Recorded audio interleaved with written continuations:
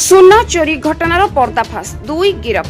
କରଞ୍ଜିଆ ଥାନା ଅଧୀନ ଅଙ୍କୁରା ଗ୍ରାମର ଜଣେ ମହିଳାଙ୍କ ଘରେ ପଶି ସୁନା ଚୋରି କରିବା ଘଟଣାରେ ଆଜି କରଞ୍ଜିଆ ପୋଲିସ 2 ଜଣ ଅଭିଯୁକ୍ତଙ୍କୁ ଗିରଫ କରିବା ପରେ ଉପଖଣ୍ଡ ପୋଲିସ ଅଧିକାରୀ ଘଟଣାର ପର୍ଦ୍ଦାଫାଶ କରିଛନ୍ତି। ସୂଚନା ମୁତାବକ ଜୁନ୍ 12 ତାରିଖ ଦିନ ଅଙ୍କୁରା ଗ୍ରାମର ତପସ୍ୱିନୀ ମହାନ୍ତିଙ୍କ ଘରେ ଜଣେ ଚୋର ପ୍ରବେଶ କରି ଘରେ ଥିବା ତପସ୍ୱିନୀଙ୍କୁ ଡରାଇ ସେ ପିନ୍ଧିଥିବା ସୁନା ଚେନ୍କୁ ଧରି ଚମ୍ପଟ ମାରିଥିଲେ। एने तपस्विनी करंजिया थाना अभियोग करने पर जिला पुलिस आरक्षी अधीक्षक घटना को गुरुत्वर सहकारे नेइथिले।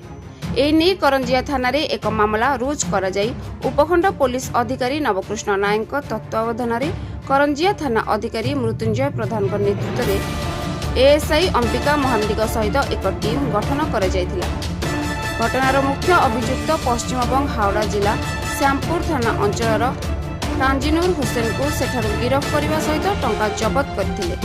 से सुना बंधा देइथिबा जसीपुर अंचल एक ज्वेलरी दुकान रे चढ़ाऊ करी सुना चेन जबत करी मालिक को बेआईन भावे सुना बंधा रखुथिबारु तांको मध्य गिरफ करी उभयंको सोमवार दिन कोर्ट चालना करिथिबा उपखंड पुलिस अधिकारी श्री नायक प्रेस विवृत्ति रे सूचना प्रदान करिसेंती। तो 12/6/2026 राति रे अंकुरा ग्रामर तपस्विनी महांतों घरे झरका डे जड़े चोर घरे पशि टंका और पिंधि सुना चेन को धरी घर बाहरी अंधार सुजो नहीं पड़ेगला।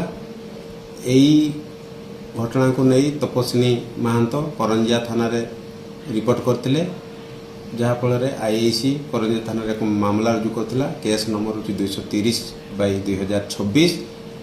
यही केस को एसपी सार निर्देश मते आईआईसी मृत्युंजय प्रधान एवं एएसआई अंबिका महांत एवं टीम गठन करी से माने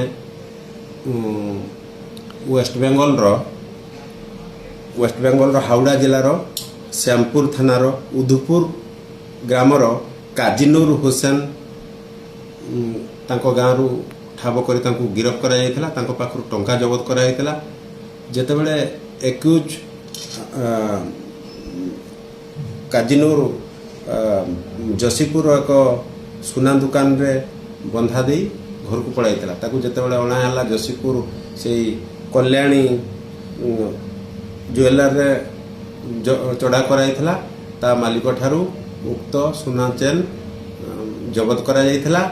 जेहेतु चोरा जिनिस मालिक रखिथिला तेणुक ताकू गिरफ कर आज उभय सुना मालिक दुकानी एवं एक्यूज को कोर्ट चालान करा जिवो।